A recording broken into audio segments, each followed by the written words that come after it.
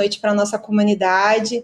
Segunda-feira começando aqui, cheia de notícia, né? Uma semana bastante importante, tanto aqui no Rio quanto em Brasília. Segunda que já começa com uma reunião a portas fechadas e sem entrevista à imprensa, né? A gente está falando do encontro do ministro Alexandre de Moraes com o governador do Rio, Cláudio Castro, e também representantes das forças de segurança do Rio de Janeiro.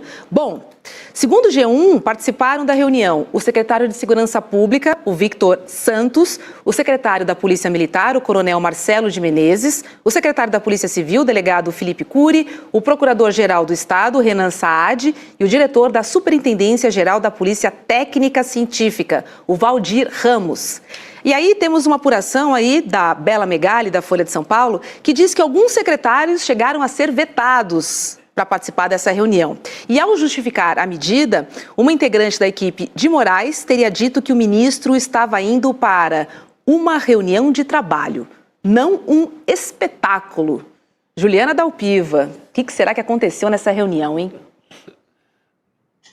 Robs, eu acho que é uma reunião muito protocolar, pelo que eu sei, né? O ministro Alexandre de Moraes, que é o novo relator da ADPF das favelas, que é simplesmente uma ação para garantir o cumprimento da lei, né? A constitucionalidade do cumprimento da lei em operações policiais, de policiais em favelas aqui no Rio de Janeiro. Por que isso aconteceu? Porque na pandemia, eles simplesmente faziam operações atirando a esmo, né?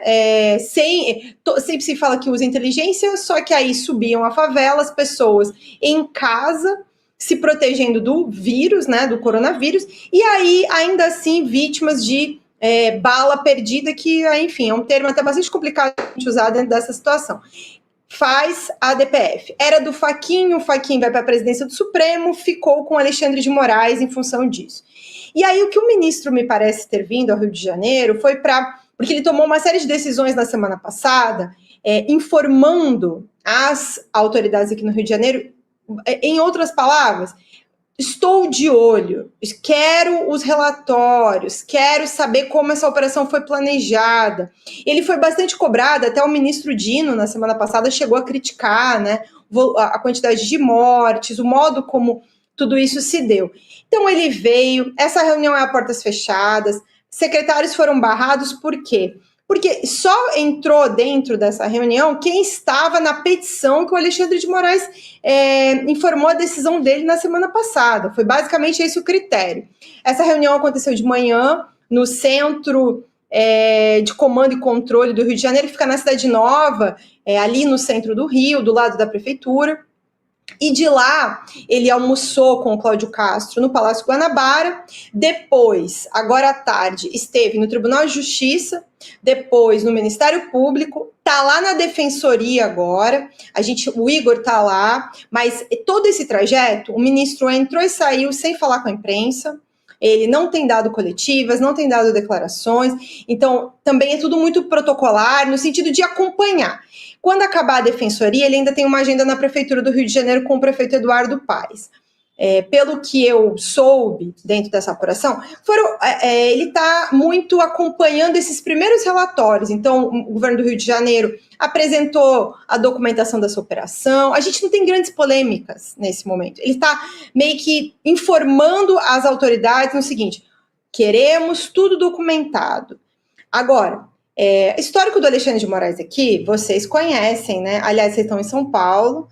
O histórico do Alexandre de Moraes antes do Supremo Tribunal Federal é de alguém muito conservador na área de segurança pública, né? Tem toda a repressão aos professores em manifestações em São Paulo, o episódio de combate ao crime organizado, em que ele também se envolveu até na destruição de uma plantação de maconha, ao que eu ouvi falar que, inclusive, ele se arrependeu de ter participado dessa maneira, mas ele sempre foi muito conservador no combate ao crime. E isso não é uma exclusividade do que aconteceu no julgamento da trama golpista. Eu não espero nenhuma posição diferente do Alexandre de Moraes com relação a esse caso. ele vai cobrar das autoridades os relatórios, mas daqui a achar que ele vai ser crítico à ação da polícia, eu acho bastante difícil.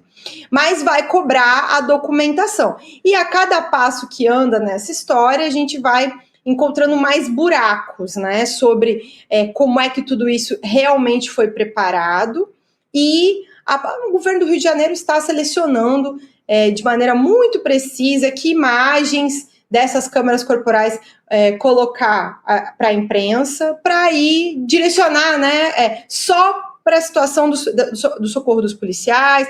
Eu até agora, não sei vocês, né, eu até agora não vi nenhuma imagem de legítima defesa, no sentido de alguém que morreu, né, em legítima defesa.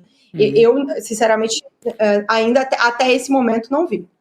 Juliana, até ontem a gente viu que houve uma operação aí, né, de divulgação dessas imagens, selecionar as imagens. O programa Fantástico da TV Globo ontem à noite trouxe uma edição. Eu até certo ponto entendo, quer dizer, quem está ali na redação pega essas imagens, dá audiência, etc, etc. Não acho que seja necessariamente que o jornalista estava junto com o governador. Mas o governador, sabendo disso, passa para o pessoal o que ele quer, porque sabe que vão usar, né? Sabe que vão usar.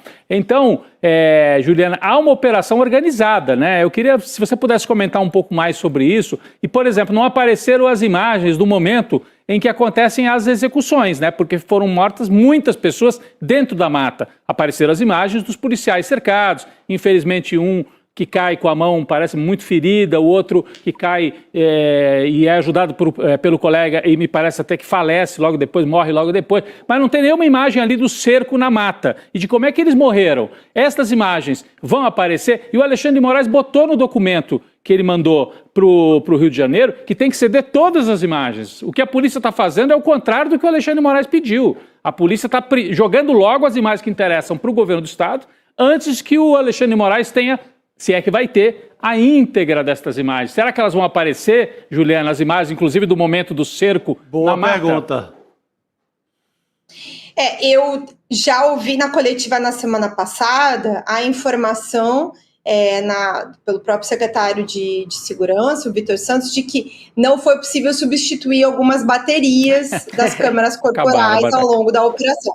No sentido de vacinar, né? Olha, não sei se a gente vai ter imagem até o início da noite.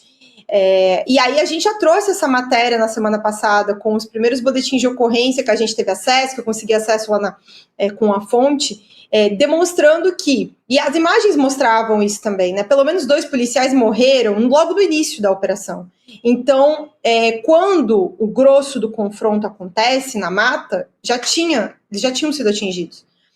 Os outros já tinham essa informação, né? Antes da CORE e do BOP chegarem, que são os batalhões de elite, e aí, enfim, eu entendo o uso das imagens que apareceram ontem. Eu só gostaria, como o Rodrigo menciona, que a gente pudesse ter acesso a tudo, que era para poder, de fato, olhar como um todo e não direcionadamente só aquelas, né? E também, assim, a questão da própria transparência dessa operação. Isso está na imprensa, mas a gente tem a Defensoria Pública reclamando o tempo todo do acesso a esse tipo de informação. Isso é um problema. Se estivesse público já, mais órgãos de comunicação poderiam ter acesso, também poderia analisar. E o que a gente vem trazendo, né, Rodrigo? A gente vem tentando entender as informações dessa operação. Pelo menos 14 pessoas não tinham nenhum tipo de anotação criminal. E no documento que a própria polícia está disponibilizando, tem uma informação lá de por dados das redes sociais, identificado envolvimento com o Comando Vermelho. Aí que dados das redes sociais são esses especificamente, né? Eu comecei a checar um desses e eu não vi absolutamente nada nos perfis indicados de que a pessoa teria ali no perfil dela algum tipo de informação dela com o Comando Vermelho, ou mesmo armada. Não sei se em outras imagens, mas não tá... dar um cheque em branco para a polícia acreditar nisso dessa forma. O UOL também estava com uma matéria hoje à tarde de que 4 nomes identificados entre os mortos não morreram. Então, assim, tem um monte ainda de informação para ser esclarecida com relação, inclusive, a mortos, presos. É uma quantidade muito grande, né? Estamos falando de 230 pessoas, pelo menos. Então, até a gente compreender esse todo, vai levar muito tempo. Só que aí também tem um outro detalhe, que eu acho que é uma coisa que a gente tem, na medida em que analisa os dados, parado para analisar, tem toda uma legislação que critica já há alguns anos e prevê uma série de maneiras sobre como expor presos, réus, investigados.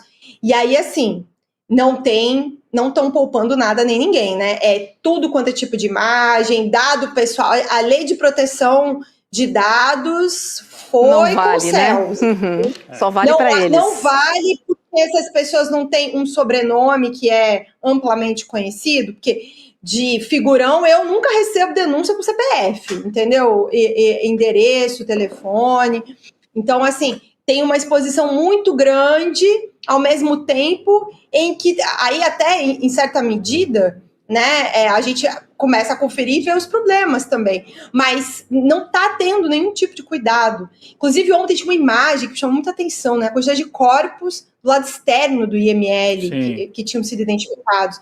Porque isso foi uma imagem que eu fiquei pensando na semana passada. A gente nem cabe tudo isso tudo dentro do IML do Rio de Janeiro. Não tem geladeira, né? Num único dia. É um volume muito grande. Pois é. A exposição disso é a crença total na propaganda que esses corpos farão para eles. Os votos, junto né? ao eleitorado, né? Esses corpos da periferia, eles servirão de marketing eleitoral pesado. É a mesma coisa do governo de Sergipe, quando expõe as cabeças de Lampião, eles saem com um barco pelo São Francisco, parando de cidade em cidade para mostrar as cabeças do bando. É uma comparação só para a gente ter uma referência histórica, porque é a segunda vez que eu estou vendo cabeças como propaganda agora. Sim. A primeira na história foi com o Lampião. Aquela fotografia conhecida na frente da prefeitura da cidade de Piranhas, né? Exatamente. Que é uma das cidades do São Francisco, do marketing da época das forças policiais, que passava em cada cidade do São Francisco, ali perto, entre Sergipe e Alagoas, e ia mostrando as cabeças como força política. Para agradar a época o Getúlio, para fazer um lobby ali, fazer uma publicidade. E agora o governo Cláudio Castro faz algo muito parecido. Porque expõe, deixa o sol, deixa o Deus dará, porque quanto mais expostos esses corpos, mais dividendos eleitorais. Pois é. O fato é que, de fato, mas a gente precisa dessas imagens, assim, da subida, a invasão de casas, tudo o que aconteceu, a morte dos policiais. Sim. E depois... As imagens da mata. Exato, há muitos relatos. Então, as imagens seriam a prova. Não vai aparecer. Assim, a imagem da mata, sabe por quê? Porque a gente viu, tem alguns corpos que estavam de mãos amarradas já, tiro na cabeça, assim, tiro que quem viu os corpos, é claro, temos que esperar a perícia. Execução de perto, não foi não foi que o tiro foi de longe e acertou a cabeça, não, é tiro na nuca. Então, não vai aparecer. E a degola, né, Juliana, assim, os relatos que vocês trouxeram ali com você, a nossa equipe ali, com os parentes, com aquela tia, se não me engano, de um dos executados e tal, da cabeça cortada. Por isso que o Chico faz essa analogia, que parece tétrica, mas é uma fotografia, está aí na internet. Né? É um hit na internet hoje. Sim. E vem do tempo da escravidão, né? De prender cabeças de árvores. Você viu, né, Juliana? Lembra realmente o vídeo. Eu vi o vídeo, né, no celular da tia, de como estava, né, numa estaca, assim, uma coisa muito horrível, gente. É uma selvageria, né, que tem chegado a esse ponto. Mas eu ainda quero poder ter um retrato como um todo de todas as pessoas, porque são muitos os relatos do uso de faca, né? Eu não sei se a gente vai conseguir comprovar isso no que aconteceu dentro do IML, porque aí também tem essa reclamação da Defensoria Pública de que não pôde acompanhar as perícias, e aí toda essa discussão para federalizar o caso, para poder ter peritos independentes. Então, é toda uma situação que precisa de muita investigação, porque sim, tem um interesse eleitoral muito evidente. A cada momento que passa, isso fica mais claro, como se quer usar o massacre a favor de votos, usando o sentimento de insegurança da população. É uma violência em cima da outra. Perfeito. Foi sim, né? Uma mega operação política, né? Acho que assim, fica muito claro assim, para todos nós que acompanhamos, principalmente na cobertura da política, e sabemos o quão ineficaz, né, é esse projeto do Estado, que na verdade não tem um projeto. E é isso que estamos esperando, porque falar em mega operação não é levar tiro, é levar saneamento, é levar educação, é levar ginásio, é levar escola, é levar cultura. Isso é uma mega operação, né? Não é levar tiro. Né? Ju, e levar as pessoas a responder no judiciário também. Quem tiver que responder pelo crime, levar as pessoas a responder pelos crimes, né? Claro. Perfeito. Não há pena de morte no nosso país. Não deveria. É sobre isso. Ju, vamos falar um pouquinho sobre o STF, porque a primeira turma, ela vai começar a julgar no dia 14 de novembro, se recebe a denúncia contra o deputado federal Eduardo Bolsonaro, do PL, acusado de atuar no exterior contra o julgamento do pai, o Jair Bolsonaro, né? O caso do Eduardo Bolsonaro ainda está na fase inicial. E nessa etapa, os ministros vão definir se há motivos para a abertura de uma ação penal contra ele. Caso entendam que sim, o deputado federal poderá se tornar réu de um processo no Supremo. O julgamento será no plenário virtual, modelo em que os ministros depositam os votos no sistema eletrônico. Juliana. Então, esse é o caso da tentativa de obstrução de justiça e julgamento do Bolsonaro, né? Em que tá o Eduardo e o Paulo Figueiredo. Foi desmembrado, então só o Eduardo vai responder dentro desse caso. O Paulo Figueiredo, como vi nos Estados Unidos, vai seguir em separado, porque eles não conseguiram notificar ainda, vai ser uma notificação com a ajuda de um escritório brasileiro, da representação brasileira nos Estados Unidos. E o Eduardo foi feito por edital, e quem está defendendo ele é a Defensoria Pública da União, porque ele também está, de todas as maneiras, tentando evitar de ser notificado, até para poder atrasar esse processo. Porque ele já está tentando atrasar a cassação em função das faltas, já que ele está nos Estados Unidos, e aí quer atrasar também esse processo, porque se ele for condenado nesse processo, ele não pode ser eleito no ano que vem, não pode disputar a eleição no próximo ano. Então, começa no plenário virtual, no dia 14, e vai até o dia 25. Mas eu preciso fazer uma agenda geral aqui. Essa denúncia é a denúncia do Eduardo, mas a partir desta sexta, o Supremo começa a julgar os recursos do núcleo crucial. Agora há pouco vocês mostraram a notícia que eu subi na coluna mais cedo. O Cid é o primeiro a começar a cumprir a pena, transitou em julgado, o caso do Cid, então ele foi lá, tirou a tornozeleira, recebeu as orientações, e os demais que recorreram, porque o Cid não recorreu, ele aceitou o benefício que ficou baratíssimo, né, ficou assim, promoção. Tipo isso. E aí, exatamente, ficou promoção, gente, né, mês da Black Friday, o Cid levou a Black Friday dele cedinho, né? A dele e da família toda, isso, né, Ju? É que assim, não dá para negociar o benefício pela família, né? É para o Cid, mas é que nem teve ainda, né?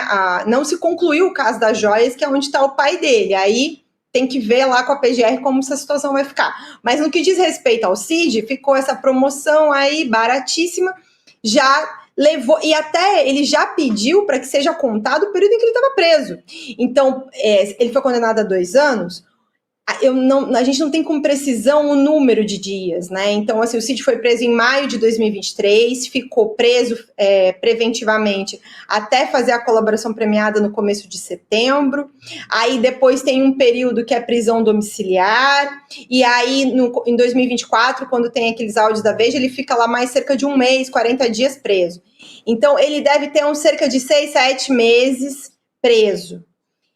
O restante, ele cumpre em regime aberto. Tem uma série de questões, recolhimento noturno, proibição de algumas coisas que ele não pode fazer, e não pode se ausentar do país, porque tinha realmente um desejo de morar nos Estados Unidos. Eu vi vocês comentando mais cedo que era para ele se cuidar com o pessoal do Bolsonaro. Eu te confesso que a minha preocupação, Chico Sá, algumas vezes até externei isso a pessoas ali ligadas à investigação. Minha preocupação do Cid ir ao exterior é ele ir para o exterior E aí começar, não, porque eu fui obrigado, porque eu fui condenado, porque eu fui perseguido, porque foi isso que ele fez o tempo inteiro, né? Ele participar da campanha de descredibilização do judiciário brasileiro. Eu acho que, nesse momento, esse risco é menor, porque justamente não fechou o caso das joias ainda, e o pai dele está lá dentro. Então, o general Lorena Cid ainda não está total. Ele foi indiciado pela Polícia Federal. Nesse caso, não teve um desfecho de denúncia ainda. Pode ter, dependendo do que acontecer, né, adiante. A princípio, ele começa a cumprir essa pena em regime aberto e deve estar no ano que vem já livre, leve, solto, sem dever nada a ninguém. Pela contagem, mais ou menos, né? E aí a gente vai, a partir dessa sexta-feira, porque há uma semana, o julgamento do plenário virtual dos demais réus do núcleo crucial, para essa contagem regressiva em torno de quando é que vão mandar cumprir a pena dos demais. Ou seja, onde é que Jair Bolsonaro vai cumprir a pena. Não só ele, né? O general Paulo Sérgio, o general Heleno, o Almir Garnier, vai, assim, encher a instalação das instalações militares, né? Ou a Polícia Federal. Acho muito difícil de terminar na Papuda, mesmo os demais. Acho que deve ser ou uma instalação militar ou na Polícia Federal. Acho muito difícil mesmo de ir para Papuda. Agora, essa contagem, que é a semana do dia 20, né? É a semana em que eles podem tentar mais algum recurso, e aí não sei exatamente se o ministro Alexandre de Moraes vai decidir sozinho ou vai submeter de novo, mas é o desfecho. O desfecho provavelmente acontece aí a partir da próxima sexta-feira, né? A partir do dia 15, provavelmente 15, 16. Não sei se já no final de semana, né? Porque fecha o julgamento no dia 14, aí tem o fechamento dos votos. Eu acho que deve ficar para o início da outra semana, na semana ali do dia 20 de novembro. Perfeito. E tem ainda o julgamento do núcleo 3, que começa na semana que vem. Então,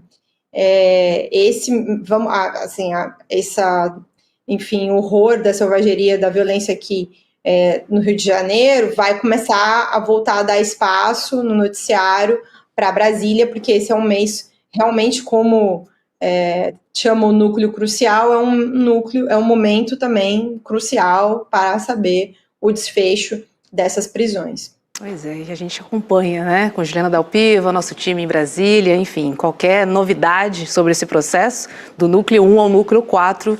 Tá chegando a hora, Pois é, essa prisão, né, será Papuda, não será, né, como é que vai ficar toda essa história? Estamos de olho. Juliana Dalpiva, obrigada e uma ótima noite para você. Obrigado. Bom descanso. Boa noite, querido. Um beijo, querido. Um beijo.